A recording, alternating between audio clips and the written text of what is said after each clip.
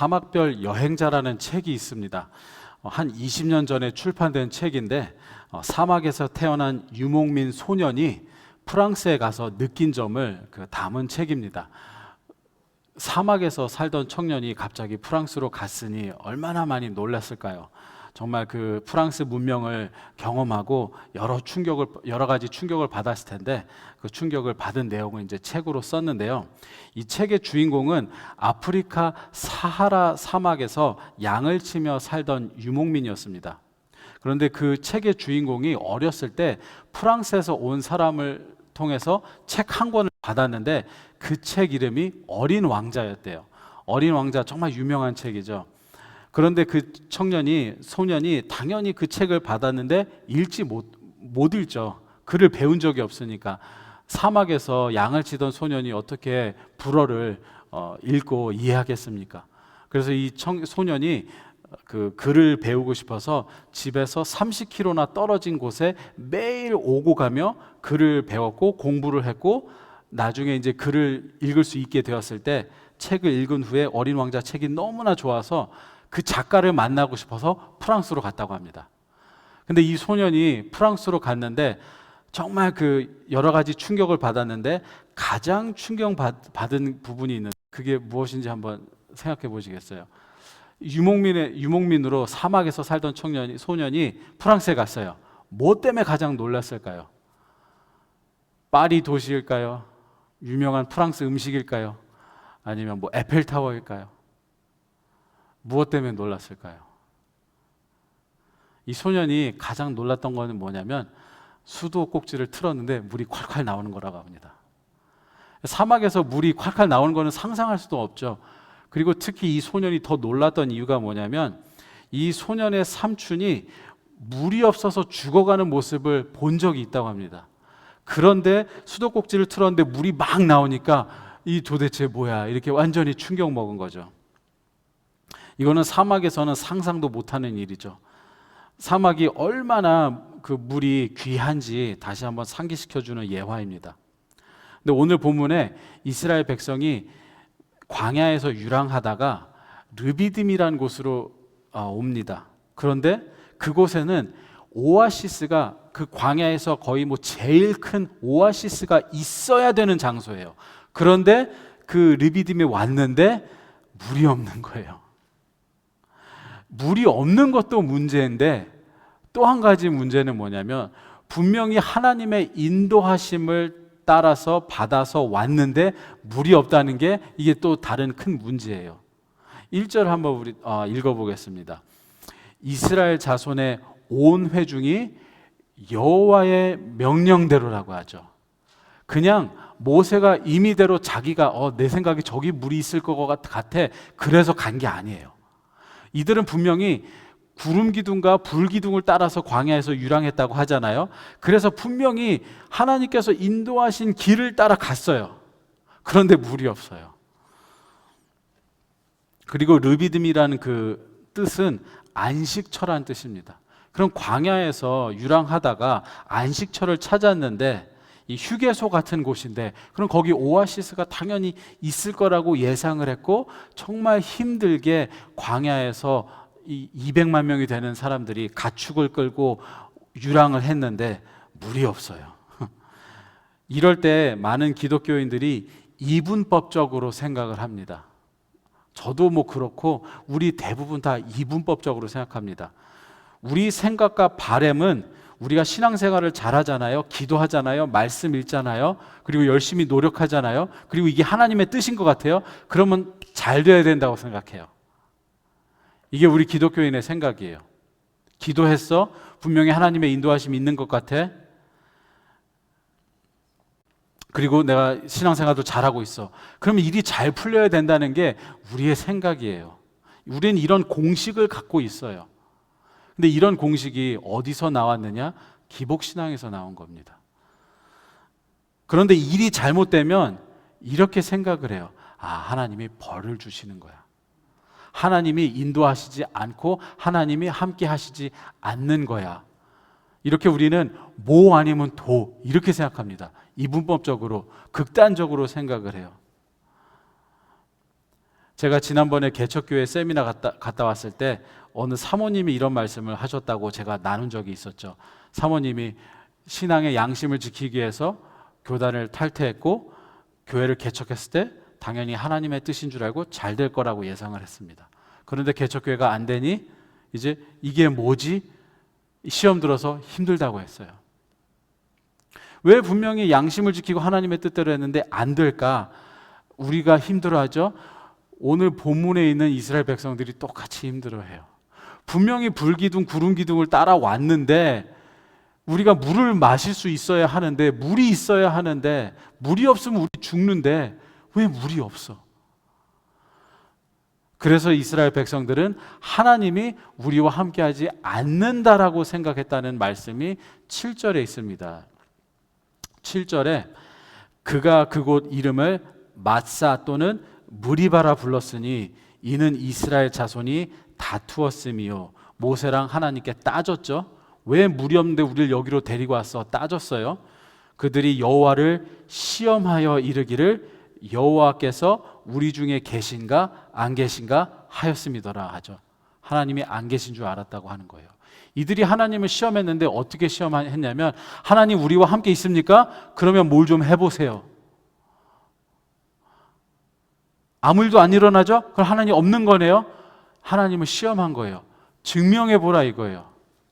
우리가 보통 마술사들한테 그렇게 하잖아요. 당신 진짜 마술할 수 있어? 그럼 해봐. 이렇게 하잖아요.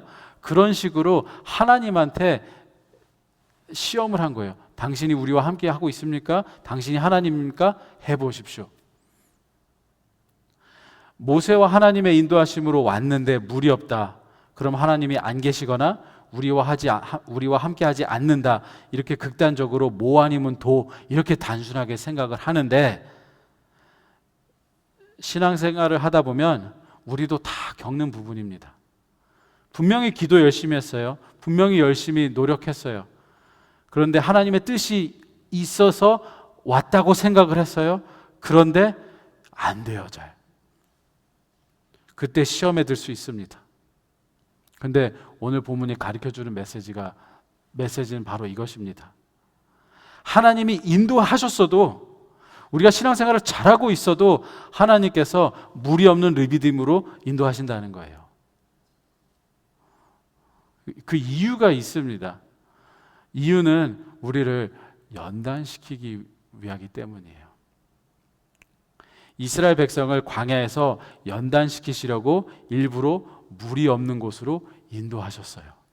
르비딤에 가장 큰 오아시스가 있다는 건 광야를 잘 아는 사람들은 다 아는 거예요. 그런데 르비딤에 지금 현재 물이 없어요. 그럼 하나님이 물이 없는 것을 아셨을까요? 모르셨을까요? 하나님은 전지전능한 하나님이라고 우리가 믿고 고백하잖아요. 그럼 하나님은 그곳에 물이 없을 거라는 걸 당연히 아셨죠. 아셨는데도 불구하고 그쪽으로 인도하셨어요. 그러면 이유가 있는 거예요. 그 이유가 있는데 2절과 3절에 이스라엘 백성은 제대로 반응하지 못합니다. 하나님께서 연단시키시려고, 시험을 주시려고 물이 없는 곳으로 인도하셨는데 그들의 믿음이 없다는 게 바로 드러났어요. 2절과 3절을 읽겠습니다. 백성이 모세와 다투어 이르되 우리에게 물을 주어 마시게 하라. 모세가 그들에게 이르되 너희가 어찌하여 나와 다투느냐. 모세가 하는 말이 그거죠. 왜 나한테 이러느냐. 내가 여기로 당신들을 데리고 왔습니까? 왜 나를 잡으려고 그래요? 내가 뭘 잘못했어요? 이렇게 얘기하는 거예요. 그리고 어찌하여 여호와를 시험하느냐. 하나님 당신이 함께 하십니까? 당신이 능력이 있습니까? 그러면 우리에게 물을 주세요. 시험을 하는 거예요.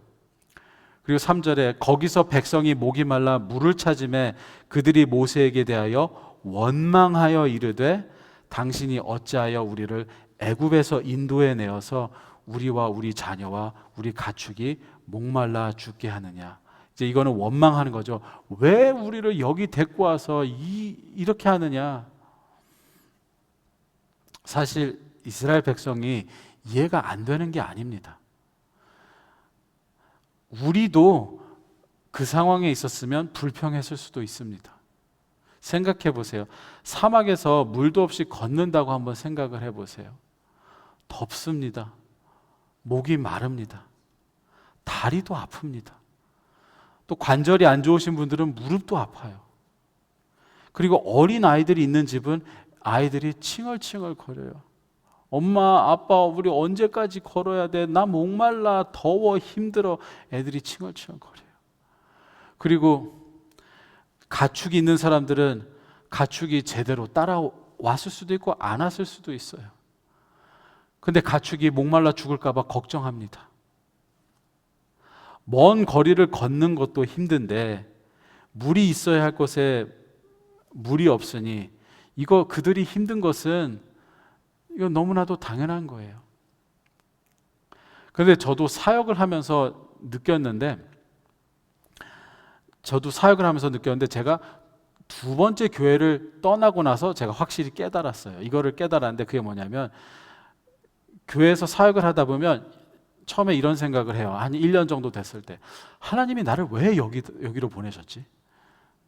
이런 생각을 합니다. 나의 장점과 단점을 고려하면 여기 있으면 안 되는데 왜 나를 이 교회로 보내셨지? 이런 생각을 합니다. 그런데요, 교회를 사임할 때 정도 되잖아요. 때가 오잖아요. 그만둘 때가. 그러면 하나님이 나를 여기로 왜 보내셨는지 그게 보여요. 근데 처음에는 그게 안 보여요. 근데 그만둘 때쯤 되면 이래서 하나님이 나를 여기로 보내셨구나. 제가 두 번째 교회를 그만뒀을 때 그게 딱 보였어요. 하나님이 나를 결혼시키시려고 여기로 보내셨구나. 왜냐하면 그 교회에서 와이프를 만났어요. 그리고 세 번째 교회에서 제가 나를 왜 여기로 보내셨지? 나는 일을 하고 싶은데 이 교회는 할 일이 없어 하면서 제가 너무 힘들었어요. 그래서 없는 일을 만들었어요. 이게 미국 교회다 보니까 할 일이 없어요. 그러니까 너무 답답한 거예요. 나는 30대고 나는 지금 막 뭔가를 하고 해서 지금 뭘 막 성과를 일으키고 싶은데 왜 나를 여기다 보내셨지? 했는데 그만둘 때 보니까 그때 알았어요. 하나님이 여기서 결혼을 해서 신혼생활을 하면서 정착하기 위해서 이런데 휴게소 같은 데 보내셨구나. 그때 알았어요. 그리고 나서 하나님이 저를 그 다음 교회에 보내셨는데 막 굴리셨어요. 힘들었습니다. 일이 많아서. 그래서 그때 알았어요. 일을 많이 시키시려고 나를 이곳으로 보내셨구나. 이렇게 항상 처음에는 도대체 나를 왜 여기로 보내셨어? 하다가 그만둘 때 되면 그게 보여요. 눈이 딱 띄어집니다. 영적인 눈이 띄어져서 보여요. 그런데 이스라엘 백성이 자기들을 왜 여기로 물도 없는 곳으로 보내셨는지 지금 못 보는 상태예요. 그러니까 막 하나님께 따지는 거예요. 우리를 죽이려고 여기로 데려오셨습니까? 우리 죽이려고 그래요. 이럴 거면 그냥 애굽에서 살게 하지 왜 데리고 나오셨어요? 막 따지는 거예요. 저도 처음에는 몰랐지만 이 연단되는 과정을 통해서 이런 이유 때문에 나를 여기에 보내셨구나 하고 깨달았는데 시간이 지나면 알겠지, 나중에 깨달음이 오겠지, 보여주시겠지 하면서 소망을 갖고 인내합니다. 지난번에 하나님께서 선한 방법으로 선하신 뜻을 보여주셨듯이 이번에도 지금도 나는 이해가 안 되지만 나중에는 깨닫게 될 거야 하면서 우리가 소망을 갖는데 그 말씀이 로마서 5장에 있죠. 5장 3절과 4절을 읽겠습니다. 다만 이뿐 아니라 우리가 환난 중에도 즐거워하나니 이는 환난은 인내를, 인내는 연단을, 연단은 소망을 이룬 줄 알미로다. 이 광야 같은 그 곳에서 하나님께서 연단시키시라고 시험을 주시는데요. 이 시험을 통과하지 못하잖아요. 그러면 인내와 연단과 소망 그 단계까지 못 갑니다.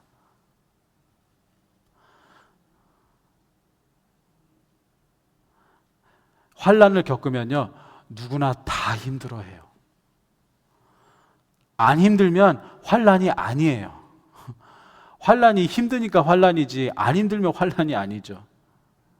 그런데 환난을 통해서 하나님께서 가르치시려는 그 레슨을 배우고 시험을 통과해야 다음 단계로 넘어가는 거예요. 그런데 통과하지 못하잖아요. 그럼 하나님이 계속 다른 형태로 똑같은 시험을 주십니다. 이게 신앙생활 하다 보면서 느끼는 거예요. 이 시험을 통과하지 못하면 이 기간이 장기화되거나 다른 형태의 모습으로 계속 주십니다.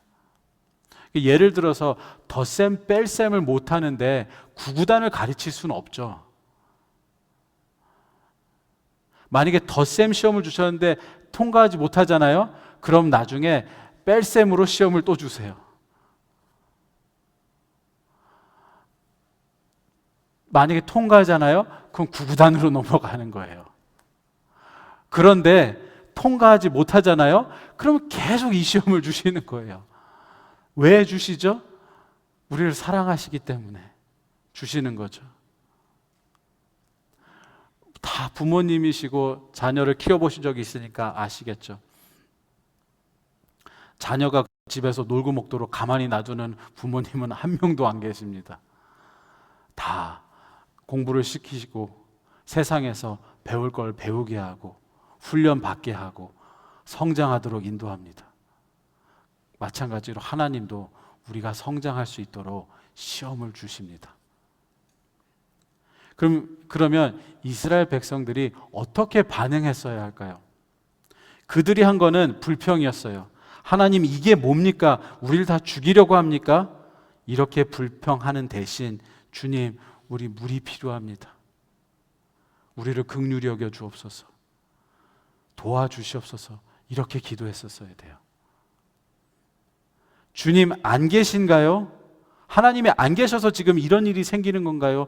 이렇게 불평하는 대신 하나님을 시험하는 것이 아니라 하나님, 이 일을 통해서 더 기도할 수 있게 하시고 이 일을 통해서 더 하나님께 무릎 꿇게 하시고 이 일을 통해서 이 시험을 주신 하나님의 뜻을 깨닫을 수 있도록 이 시간을 통해서 영적으로 성장할 수 있게 해달라고 기도하는 게 성장하는 방법, 시험을 통과하는 방법입니다. 이스라엘 백성이 그렇게 했다면 바로 그 시험을 통과했겠죠. 모세씨, 지금 물이 없습니다. 이대로 가다는 우리도 죽지만 우리 가축도 죽어요. 하나님께 기도해 주세요. 방법을 찾아주세요. 이렇게 기도했었어야죠. 이렇게 말을 했었어야죠. 근데 그들은 이 시험을 통과하지 못했어요. 그래서 불평, 불만, 원망을 한 것입니다. 그런데 참 놀라운 것은요, 하나님께서 바위를 치셔서 반석을 치셔서 이스라엘 백성들에게 물을 주셨죠. 이게 정말 유명한 그 얘기예요. 그런데 오늘 본문에 참 희한한 장면이 나옵니다. 희한한 장면이 뭐냐면 광야에서 재판을 하는 모습을 떠올리게 합니다. 왜 그러냐면 오늘 이 장소를 사건을 무리바의 반석이라고 하잖아요. 왜냐하면 무리바가 다투었다, 분쟁했다 이런 뜻인데 이 무리바 이 단어는요 재판에서 사용되는 법률적인 단어라고 합니다. 그래서 재판에서 원고가 피고인을 고소하고 법원에서 이렇게 분쟁을 하잖아요. 사실 이스라엘 백성이 하나님에게 지금 따지는 거예요. 그리고 재판에는 증인이 있잖아요. 근데 오늘 본문을 보면 하나님이 장로들을 세우셔서 증인으로 삼으십니다. 17장 5절을 한번 보겠습니다. 여호와께서 모세에게 이르시되 백성 앞을 지나서 이스라엘 장로들을 데리고 가라고 해요. 증인으로 세우시는 거예요. 재판에는 증인이 있죠. 그리고 내 지팡이를 손에, 나일강을 치던 내 지팡이를 손에 잡고 가라고 하세요. 나일강에서 치던 지팡이가 뭐죠? 이집트를 심판했을 때 썼던 지팡이에요. 그렇죠? 그런데 여기서 모세가 증인들을 데리고 지팡이를 가져가는 모습이 모세가 꼭 판사 같아요. 그리고 하나님이 원고고 이스라엘 백성들이 피고인 거예요. 재판에는 판사, 원고, 피고인 그리고 증인이 있죠. 여기 다 있습니다. 이스라엘 백성이 원고고 하나님이 피고인 것 같아요. 당신이 우리를 죽이려고 여기로 데리고 왔습니까? 아니라면 물을 주세요. 지금 따지는 거예요. 당신이 우리를 죽이려고 여기를 데리고 온 것이 아니라면 변론해 보세요라고 말하는 것입니다. 그런데 6절에 더 희한한 장면이 나옵니다. 6절에 하나님께서 이렇게 말씀하세요. 내가 호렙산에 그 반석이 거기에 내 앞에 서리니. 하나님이 모세 앞에 서 있겠다고 하세요. 이게 재판에 나오는 장면이에요. 하나님이 모세 앞에 서 있겠다고 하시는데 굉장히 희한한 장면입니다. 보통 낮은 사람이 높은 사람 앞에 서 있어요.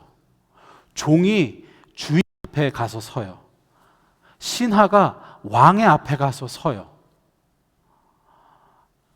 그리고 피고인이 재판장 앞에 서 있어요.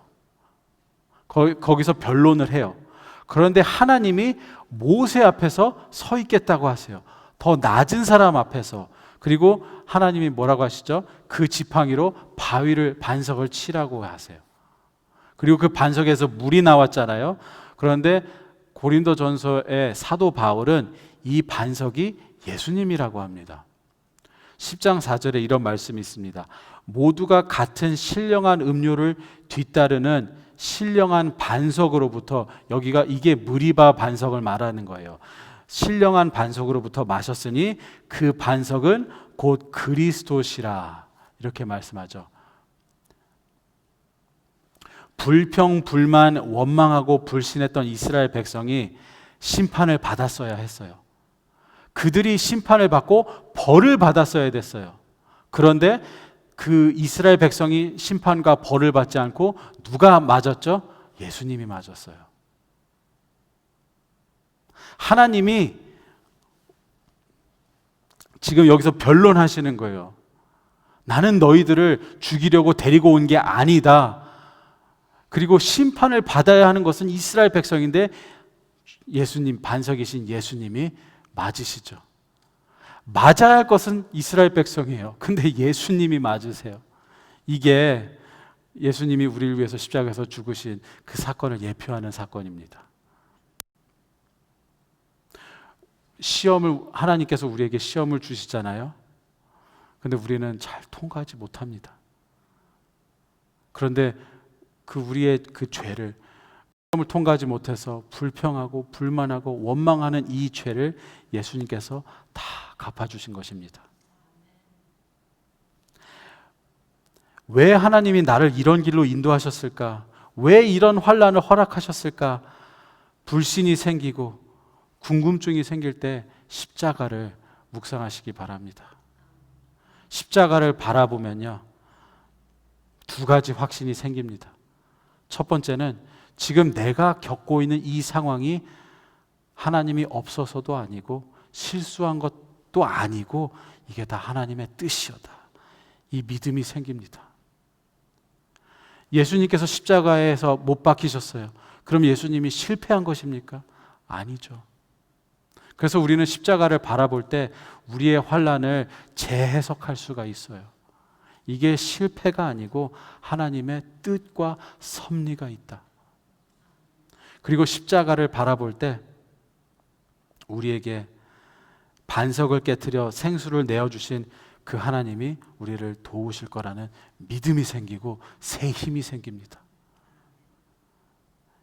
하나님께서 반석을 깨트리고 물을 주셨던 것처럼 지금 우리가 환난 가운데 있는데 우리도 도와주실 것이다. 힘이 생깁니다. 십자가를 바라볼 때. 그러니 십자가에서 나를 위해 깨어지신 주님을 바라보시기 바랍니다. 십자가를 바라볼 때 원망하고 싶고 불평하고 싶고 불만이 생길 때 이 입술을 닫고 겸손히 주님께 기도할 수 있습니다. 광야 같은 인생길에서 불평 대신 기도로 나아갈 때 환난 중에서도 소망을 이루시는 하나님의 놀라운 은혜를 경험하시는 우리 모두가 되기를 간절히 축원합니다.